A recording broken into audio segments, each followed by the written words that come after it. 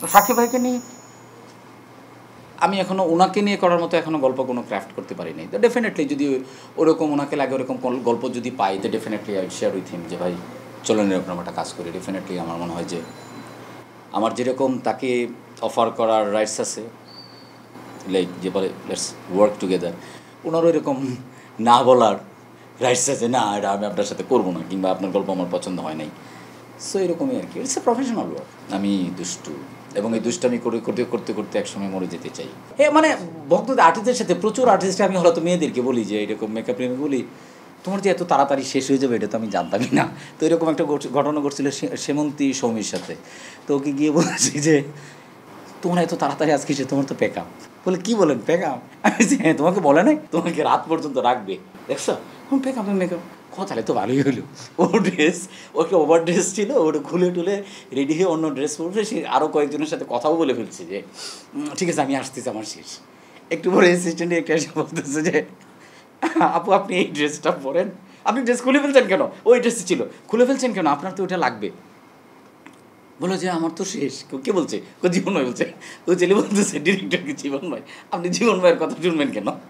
তা আমি ওইখানে একটা বিছানার মতো ছিল, ওইটা চাদর মাথায় দিয়ে আমি শুয়েছিলাম আর কি। ওই ছিল তো আর জানে না আমি এটা। তো আমারে উঠাইছে, বলছে তুমি না বললা যে শুটিং শেষ? আমি তো বলি নাই, এরকম কোনো কথা হচ্ছে নাকি? শুটিং শেষ হবে, তোমার তো শুটিং, তুমি কটা সিন করছো? বলে আমি 3টা সিন করছি। আমি তো তোমার 2 দিনের জন্য নিচে এতগুলো টাকা দিচ্ছে, 3টা সিনেই তোমার শেষ হয়ে যাবে, তুমি এটা ভাবলা কী করে?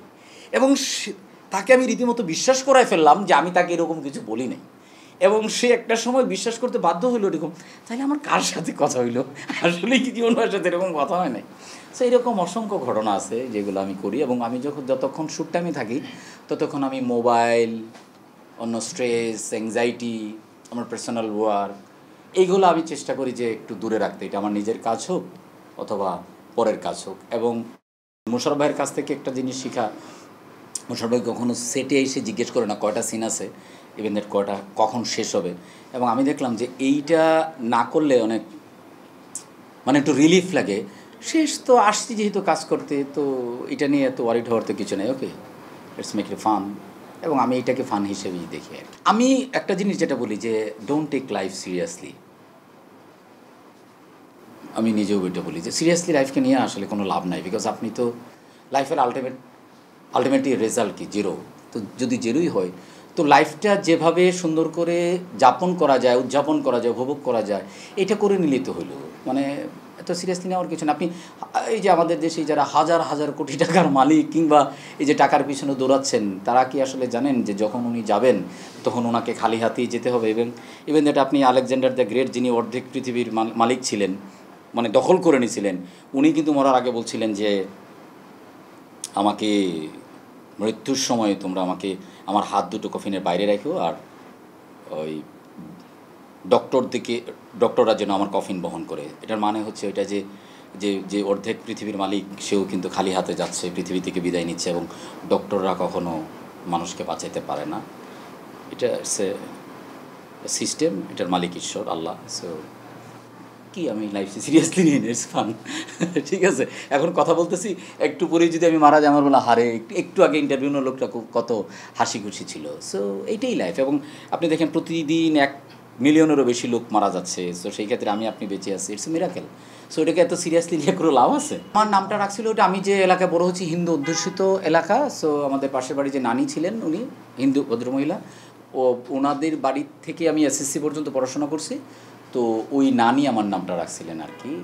এবং আমাদের গ্রামের আশেপাশে গ্রামের অনেক মানুষ যারা আমার বাবাকে ওইভাবে চিনত না, তারা অনেক দিন পর্যন্ত জানতো আমি হিন্দু সাম্প্রদায়িকভাবে। সো এটা আমাদের পারিবারিক নাম, এবং আমার ছোটো ভাইয়ের নাম সুমন। সো তখনকার নামগুলো সুমন, জীবন, সুজন এই টাইপেরই হইতো। যেমন ওইটাই তখন মনে হয় আধুনিক নাম ছিল। হ্যাঁ, আমার নেগেটিভ ক্যারেক্টার করতে না খুব ভাল লাগে। বিকজ নেগেটিভ ক্যারেক্টারের এরিয়াটা অনেক বড় থাকে। লাইক পজিটিভ ক্যারেক্টারের এরিয়াটা তো খুব ন্যারো। লাইক আপনাকে একটা নির্দিষ্ট লাইনের মধ্যে, সে তো অনেস্ট, সো নির্দিষ্ট লাইনের মধ্যে যেতে হয়। কিন্তু নেগেটিভ ক্যারেক্টার কিন্তু যাতা অনেক কিছু করে ফেলতে পারে। ঠিক আছে, সো ওই জায়গা থেকে নেগেটিভ ক্যারেক্টার আমার সেটা বুবলির এগেনস্টে হোক বা যেখানে আমি ফিট করি, এরকম যদি হয় definitely I will do it, কেন করবো না। আর যেটা বলছেন চক্করের সিকুয়েল, রাইট? তো চক্করের সিকুয়েল ডেফিনেটলি আমি করব, কারণ এখন পর্যন্ত চক্কর দেখে যারাই দেখছেন, আমার মনে হয় যে যারা দেখছেন তাদের 80-90% বলছেন যে আপনার চক্কর 2 কবে আসবে। সো আমরা চক্কর 2 একটু অন্যভাবে করতে চাই, যে আরেকটু কমার্শিয়াল ভ্যালু যাতে অ্যাড করে, আরও ম্যাক্সিমাম মানুষের কাছে যাতে নিয়ে যেতে পারি। এখন পর্যন্ত আমাদের চক্কর যতটুকু আমার যেটা হয়েছিল যে এটা এটা অনেক স্মার্ট, অনেক শিক্ষিত লোকজনের জন্য এরকম একটা ইমপ্রেশন ছিল শুরুর দিকে। পরে তো মানুষ যারা দেখলেন তারা তো বুঝতেনি যে না, it's a very ordinary story, সবার জন্য কমিউনিকেটিভ। সো আরেকটু ঠিকঠাক করে করবো, কিন্তু তার আগে আমি অন্য আরেকটা ছবি কাজ করবো।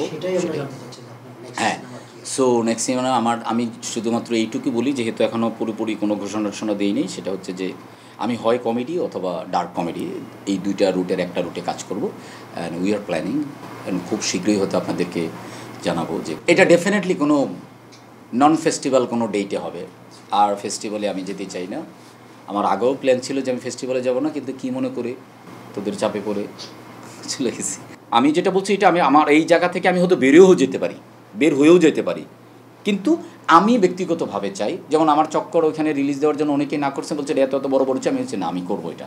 বিকজ আমাকে করে এক সো কল্ড কমার্শিয়াল ছবিই কেবল চলবে আর অন্য ছবি চলবে না, এটা তো হতে পারে না। এবং আপনারা তো দেখছেন, দর্শক তো দেখছে। তো আমি এইটাই করতে চাই আর কি, যে ঠিক আছে এছাড়াও রিলিজ দিব। এটা তো এই চ্যালেঞ্জটা তো কাউকে না কাউকে নিতে হবে, তাহলে কেন নিব না?